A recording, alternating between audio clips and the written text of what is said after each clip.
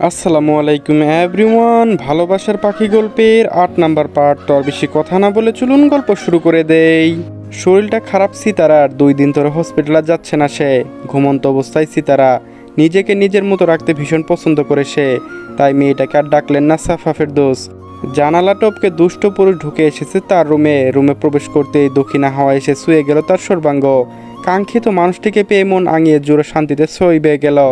এ যেন ক্লান্ত মিশ্রিত মুখখানি, চোখ দুটো বুজে শান্তির ঘুম দিচ্ছে। এদিকে নির্ঘুম রাত্রি যাপন করছে সেই পুরুষ। নিঃশব্দে পা ফেলে এগিয়ে গেল পিয়াস। পা ভাঁজ করে বসলো তার সামনে। সিতারার চুলগুলো আঙ্গুল দিয়ে সরিয়ে দিল সে। এই তারা, সিতারা মিস, ওঠো ওঠো। ঘুমন্ত সিতারা ফেরদৌস কিছুই টের পেল না। সিতারাকে অমন বেঘর ঘুমোতে দেখে পিয়াস মুখ নামিয়ে কপালে আলতো করে চুমু খেলো। মিস মিস, ওঠো না, আমাকে জ্বালিয়ে পুড়িয়ে এখন শান্তিতে ঘুমোচ্ছ? আহ আহ, লাগছে ভাই, ভাই কি করছিস তুই? আরে ব্যথা পাচ্ছি, লাগছে তো। এতদিন কোথায় ছিলে? আর এত বড় সাহস, একটিবার আমাকে কলব্দি করলি না? এখন আবার ভাব করতে এসেছিস? দাঁড়া। পুরো রুমে দৌড়াদৌড়ি করছে পিয়াস আর সিতারা। সিতারা হাতে সেই কাঙ্ক্ষিত বেত রয়েছে যেটা দিয়ে সর্বক্ষণ কেলানি খেতে এসেছে পিয়াস। ভাই ভাই, রাগ ওটা, আমি কিন্তু এবার রেগে যাচ্ছি। চোখ মুখ বিকৃত হয়ে আসে সিতারার। ভু নাচিয়ে বলল, আচ্ছা ঠিক আছে, দেখি তুই কত রাখতে পারিস। সিতারা আরও দুটো ভারী দিল পিয়াসের গায়ে। তেলে বেগুনে জ্বলে উঠল ছেলেটা। সহসা এসে দুহাতে পেঁচিয়ে ধরল সিতারা। রাগে লাল হয়ে আছে ফুলো ফুলো গাল দুটো। দাঁত বসিয়ে দেয়, ব্যথায় অস্পষ্ট সরে গোঙাতে লাগলো সিতারা। এই বেয়াদব, স্যার আমাকে অসভ্যতামি করার জায়গায় পাস না? পিয়াস চৌড়া হেসে টিটকারি কেটেই বলল, পায় না কেন বল, তুই তো আমার অসভ্যতামো করার জায়গা। সিতারা চোখ পাকিয়ে তাকালো পিয়াসের দিকে। পিয়াস মিটমিট করে হাসছে। তুই যা এখান থেকে, নয়তো এখনই মাকে ডাকবো। ডাক ডাক, ধরে বেঁধে বিয়ে দিয়ে দিবে। সিতারা নিজেকে ছাড়িয়ে নিল, বিছানায় পা উঠিয়ে বসতে বসতে বলল, আমার মায়ের কাজ নেই, তোর সাথে বিয়ে দেবে বিয়াদব একটা? পিয়াস স্টান করে বিছানায় শুয়ে পড়ে চোখ বুজে বিড়বিড় করে বলল, দেবে দেবে, না দিলে তুলে নিয়ে গিয়ে বিয়ে করব। সিতারা ফিসের হাসি ফেলল। বেড সাইড টেবিলের উপর থেকে ফোনটা তুলে নিল। হ্যাঁ হ্যাঁ ঠিক আছে, তুই আমাকে বিয়ে করতে চাইবি আর আমি নাচতে নাচতে চলে যাব। পিয়াস চট করে উঠে বসলো বিছানায়। সিতারা চুল টেনে ধরে, কিছু তো লাজ লজ্জা কর। শেষমেশ কিনা এভাবে নির্লজ্জের মতো আমাকে বিয়ে করতে নাচতে নাচতে চলে আসবি? সিতারা পিয়াসের কথায় পাত্তা দিল না। এই ছেলেটাকে কত ভালোবাসে সে, অথচ ছেলেটা বেড়া। কিন্তু সে নিজের মর্জি মাফিক চলে। ব্যবসা ফেলে রেখে হুটহাট গায়েব হয়ে যাবে। এক স্বপন 2 সপ্তাহ পর ফিরবে। সিতারা কিভাবে বোঝাবে তাকে ছাড়া? সে অসহায় অনুভব করে, কষ্ট হয় তার। আদৌ কি বুঝে সে কতটা ভালোবাসে এই আহম্মককে? এখানে কেন এলি? এতদিন কোথায় ছিলি? পিয়াস সিতারাকে রাগানোর জন্য বলল, গার্লফ্রেন্ডের কাছে গিয়েছিলাম, গার্লফ্রেন্ড আমাকে খুব মিস করছিল। সিতার বিস্ময় হয় না। সে জানে পিয়াস ইচ্ছে করে এসব বলছে, ভেবেছে সিতারা রেগে যাবে। ও মা, তাই? তাহলে ফিরলি কেন? বিয়ে করে গার্লফ্রেন্ডকে বউ করে নিয়ে আসতি। কথার জালে ফেসে গিয়ে ক্ষিপ্ত হলো পিয়াস। 2 হাতে গাল চেপে ধরে সিতারা, শয়তান মেয়ে, থাপ্পড় দেবো তোকে। সিতারা হেসে ফেললো পিয়াসের রাগে রাখি মুখখানা দেখে।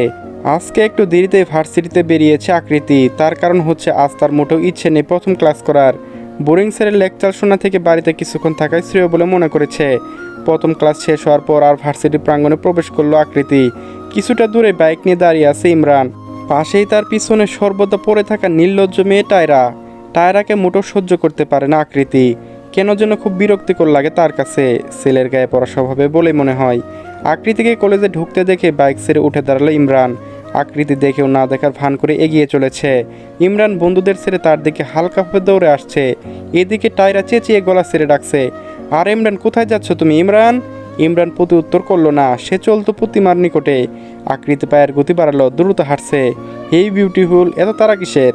একদম পিছন পিছন আসবেন না বলে দিচ্ছি, চোখ রাঙিয়ে বলে আকৃতি। ইমরান সহসা তার গা ঘেঁষে হাঁটতে লাগলো। এক ফাঁকে ডান হাতের আঙ্গুল অব্দি আঁকড়ে ধরেছে। কি করছে সারো বলছি? সারার জন্য ধরিনি। এই মেয়ে সমস্যা কি? সবসময় তো রেগে থাকো কেন? ইমরান বুঝে উঠতে পারে না, এত রাগ নিয়ে চলে কীভাবে এই মেয়ে। যেমন ভাই তেমন বোন। ইমরান তো দেখছে আকৃতির ভাই আকৃষ্ট কতটা রাগী। সে আশেপাশে ভিড়ার সাহস পায় না। ফালতু কথার বলার টাইম নেই আমার। যাও, যা করছিলে করো গিয়ে। ওই যে তোমার গার্লফ্রেন্ড পাগল হয়ে যাচ্ছে রীতিমতো। ইমরান ঘুরে দূরে বাইকের কাছে দাঁড়ালো। টয়েটাকে আবার দেখলো। রেগে মেগে আগুন সে। কিন্তু তাতে ইমরানের কি? সে কি পছন্দ করে নাকি ওই ছেলেকে? আশ্চর্য, এই আকৃতি কি বলছে এসব? টায়রা আমার গার্লফ্রেন্ড হতে যাবে কেন? আকৃতি পা চালাতে লাগলো। ইতিমধ্যে হাত ছাড়িয়ে নিল ইমরানের হাত থেকে। তা নয়তো কি, সবসময় তো দেখি ওর সাথে ঘুরঘুর করতে। ইমরান যেন আকাশ থেকে পড়লো, নাক মুখ কুচকে নিল। সে কি ঘুরে নাকি এই মেয়েটা তার পিছু ঘুরে? ক্লাসমেট বলে কিছু বলে না? আকৃতি আর ইমরান একই ক্লাসে, শুধু ডিপার্টমেন্ট আলাদা। এদিকে টায়র আর ইমরান একই ডিপার্টমেন্টের। ধ্যাত কী সব বলছো, তুমি ছাড়া আমরা আর কেউ নেই। পা দুটো স্থির হলো আকৃতির, সম্পূর্ণ ঘুরে দাঁড়ালো ইমরানের দিকে, হাত ভাঁজ করে বুকে গুজে। মানে কি আমি কে তোমার? ও হলো, এত কিছু ভেবে ফেলো না নিজের মনে মনে। ইমরান আশেপাশে দৃষ্টি ঘুরিয়ে দেখে কেউ আছে কিনা। যেই বুঝলো দিয়ে দিকটা আপাতত কেউ নেই, তখনই সাহসা বেড়ে গেল তার। বলিষ্ঠ হাতটি আকৃতির বাহু টেনে নিজের খুব কাছে নিয়ে আসে। ঘটনা আকস্মিকতায় ভীমর হয়ে যায় আকৃতি, ঘন ঘন পল্লব ঝাপটায়, কাপা কাপা গলায় বলল, কি করছো এটা, ছাড়ো বলছি। ইমরান আকৃতিকে ছাড়া কিছুই বুঝে না। এটা মাথায় ঢুকিয়ে নাও, পৃথিবীর সবচেয়ে সুন্দর নারীও যদি আমার সামনে দাঁড় করানো হয়, তবু আমি আকৃতি নামক নারীকে বেছে নেব। থমকালো আকৃতি, হৃদয় স্পন্দন পলকহীন চোখে তাকায় ওই রাগী মুখটার দিকে। যখন বুঝলো কেউ এদিকে আসছে, তৎক্ষণাৎ সরে এলো সে। ইমরান চোখ জলদি সেদিকে এসেছে, সেদিকে হাঁটতে লাগলো, পিছে ফেলে গেল বিস্মিত আকৃতিকে। পারছো না কেন? সেই 1 ঘন্টা ধরে পড়তে বসিয়ে রেখেছে আকৃতি পাখিকে। মনটা খারাপ তার, তনু মন জ্বলছে।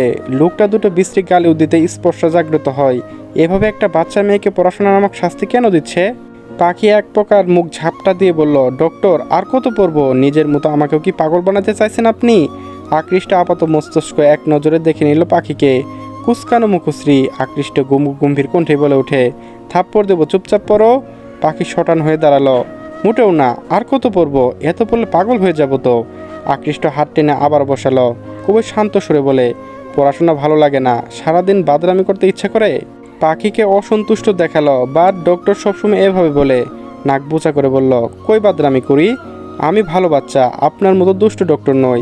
আকৃতি বিস্মিত হয়, এটাও প্রত্যাশিত ছিল। মেয়েটা সাহস বাড়ছে। কি বললে তুমি? বললাম আপনি হলেন সুগার ডেডি, দুষ্ট ডক্টর। পাখি পাখি পালাতে চাইল, কিন্তু আফসোস সামনে দেখে দৌড় দেয়নি, নয়তো দেখতে পেত কার্পেটটা উল্টে আছে। বিয়ের প্রস্তাব নিয়ে হাজির হয়েছে ইমরান তার বাবা কায়েস চৌধুরীকে নিয়ে। একমাত্র ছেলে যাকে পছন্দ করবে তার সাথে বিয়ে দেবে বলে তিনি ঠিক করেছেন। ছেলে তার ডক্টর ফ্যামিলির বড় মেয়ে আকৃতির মনে মনে ভীষণ ভালোবাসে। সকাল সকাল কায়েস চৌধুরীকে দেখে কিছুটা বিভ্রান্ত হলো না পরিবার। আকৃতি সবে ঘুম থেকে উঠেছিল, আজকে ভার্সিটিতে যাবে না বলে জানিয়েছে। দুপুরবেলা ঘুম থেকে উঠেছে বলে এইমাত্র ব্রাশ নিয়ে বের হয়, অমনি কলিং বেল বেজে উঠল। আকৃতি ঘুম জড়ানো চোখে হামি তুলে ব্রাশ করতে করতে এগিয়ে এসে দরজা খুলে দিল। অমনি 2 কদম পিছিয়ে গেল ভয়ে। আকৃতির চোখ হঠাৎ কুঁচকে উঠল দরজার কাছে নিঃশব্দে দাঁড়িয়ে থাকা ইমরানকে দেখে। তার ভেতরটা মুহূর্তে জ্বলে উঠল রাগে, আর সেই রাগ যেন বাড়তি আগুন ঢেলে দিল ইমরানের বেহায়া হাসি। সর্বদা পরিপাটি সযত্নে নিজেকে গুছিয়ে রাখা আকৃতি আজকে এলোমেলো চুল, গলা ভাঙা, উড়নার তাড়াহুড়ো ছাপ লেগে থাকা মুখ দেখে ইমরানের সেই হাসি যেন ব্যঙ্গের মতো লাগছে। আকৃতি ঠোঁট শক্ত করে 2-4টে কথা শোনাতে যাবে, ঠিক তখন পিছন দিক থেকে নরম অথচ ক্ষমতাবান গলার স্বর, শুধু সে নয়, আমিও আছি। কথাগুলো যেন কাঁপুনি তুলল। আকৃতি ঘুরতে স্তব্ধ হয়ে গেল। দরজার ফাঁক দিয়ে বেরিয়ে এলো কায়েস চৌধুরী, ইমরানের বাবা। আচমকা তাকে দেখে বিস্ময়ের স্রোত দ্বিগুণ হয়ে গেল, বুকের ভেতর ধাক্কা দিল। আঙ্কেল, আপনি এখানে? আকৃতির কণ্ঠ কেঁপে উঠল বিস্ময়ে। কিন্তু বিস্ময় এখানে শেষ নয়। ঠিক সেই মুহূর্তে ভেতর থেকে বেরিয়ে এলেন পূর্ণিমা নওয়াব। হাতের প্রান্তের মৃদু ভেজা চুলের ছোটা। তাদের একসঙ্গে দেখে তিনি এমনভাবে হাসলেন যেন বহুদিনের জমে থাকা রহস্য পর্দা এক পরকে সরে গেল। আরে কায়েস ভাইয়া যে, আসুন আসুন, ভিতরে আসুন। আকৃতি এক প্রকার দৌড়ে ভিতরে যেতে লাগলো, অমনি পথ আটকাই পাখি। আরে আরে এভাবে কোথায় যাচ্ছ? আরে এভাবে উড়ে কোথায় যাচ্ছ? তুমি কি ভুলে যাচ্ছ আমি হচ্ছি পাখি? উড়ার কাজ আমার, তোমার মোটেও নয়। আকৃতি ফুঁসে উঠে তিরিত মেজাজ বলে, সরো পিচ্ছি। এমনিতে রাগ লাগছে, সরর বলছি। পাখি কাজে হচ্ছে উল্টোটা করা। সে উল্টো আকৃতির হাত টেনে ধরে, তুমি কি ভূত দেখেছো? ওমা, সত্যি ভূত দেখে এসেছে। ওমা, আমাকে কেউ বলেনি এই বাড়িতে সকাল সকাল ভূত আসে। সুগার ডেডি ও সুগার ডেডি ডক্টর, আপনি আসুন, এসে দেখেন যান, ডক্টর ভূত এসেছে। পাখির হাক ডাক শুনে আকৃষ্ট এলো না বটে, তবে রিত আর আয়াত ঠিকই চলে এসেছে। আহ, চুপ করো তুমি, বেশি বেশি। আকৃতি পাখির রাম ধমক দিয়ে থামিয়ে দিল। এরপর ধুমধাম পা ফেলে চলে গেল ভিতরের রুমে। গাল ফুলালো পাখি, এভাবে বকলো কেন? সে তো ভালোই করতে চাচ্ছিল। আজকালকার যুগে হলে সহ্য হতো না। হুট হুট করে বিয়ের মতো ডিসিশন নিতে পারছে না আকৃতি। সে পড়াশোনা করছে, এখন হঠাৎ কিভাবে বিয়ে করবে? সুপার উপর সারিবদ্ধভাবে বসে আছেন কায়েস চৌধুরী, অমিত নফ, পূর্ণিমা নফ, ইমরান আর রিত। ঘরটা গম্ভীর, তবু তার ভিতরে লুকিয়ে আছে অদ্ভুত এক উত্তেজনা। বাকি সদস্যরা আধা খোলা দরজার আড়াল থেকে কৌতূহলী চোখে পরোক্ষ করে দেখছে, একেবারে নিঃশ্বাস আটকিয়ে। পাখি ফিসফিসে আয়াতকে শুধোয়, আপি ওই ভাইয়াটা কে? আয়াত তারই মতো চাপা সরে বলল, ওইটা ইমরান ভাইয়া, আব্বুকে পছন্দ করে, বোধহয় বিয়ের প্রস্তাব নিয়ে এসেছে। পাখি বেশ অবাক হলো। ছেলেটাকে আপাতত মস্তিষ্ক পরোক্ষ করে নিল।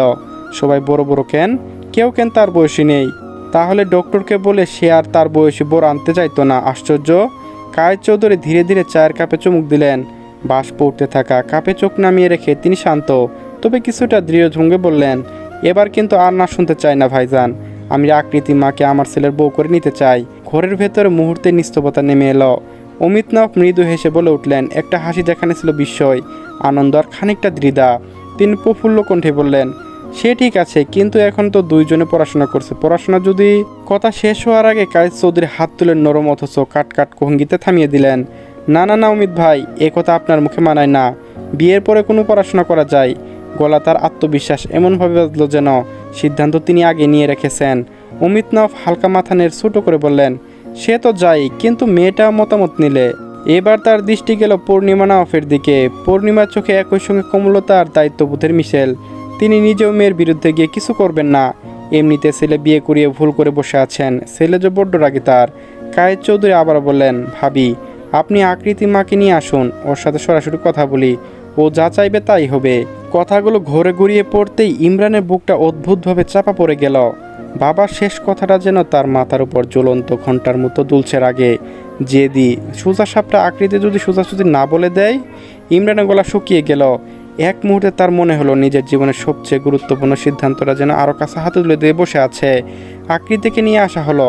সকলে আকৃতির মুখ থেকে শুনতে চায় সে এখন বিয়ে করবে কিনা। ইমরান সহসায় চোখে তাকাচ্ছে। না বলেই বুঝি কেঁদে ফেলবে। আকৃতি লম্বা দম নিল। সে সর্বদা স্পষ্টভাবে কথা বলতে পছন্দ করে, আজকেও করবে। আমি যেহেতু পড়াশোনা করছি, এখন যদি হঠাৎ করে বিয়ে করি তাহলে পড়াশোনা থেকে আমার মনোযোগ সরে যাবে। আমি আপাতত বিয়ে নিয়ে ভাবছি না। ঘোর অন্ধকার নেমে এলো মুখশ্রী জুড়ে ইমরানের। কায়েদ চৌধুরী ছেলের মুখটা দেখে হতাশ হলেন। দেখো আকৃতিমা, তুমি তো জানো ইমরান তোমাকে কতটা ভালোবাসে। সে তোমাকে তোমার স্বাধীনতা দেবে। তুমি যেভাবে চাও সেভাবে চলবে। তোমার কোনো কিছুতে হস্তক্ষেপ করবে না। আকৃতি আর চোখে তাকায় নিজের মা বাবার দিকে। পূর্ণিমা নওয়াফ চোখের ইশারায় আশ্বাস দেন। আকৃতি ছোটো করে জবাব দিল, আমার ভাবার জন্য 2 দিন সময় চাই আঙ্কেল। কায়েদ চৌধুরী চৌরা হেসে সম্মতি জানালেন। চলবে গাইস, পরবর্তী পার্ট আপলোড দেওয়া আছে, সবে দেখে নিন।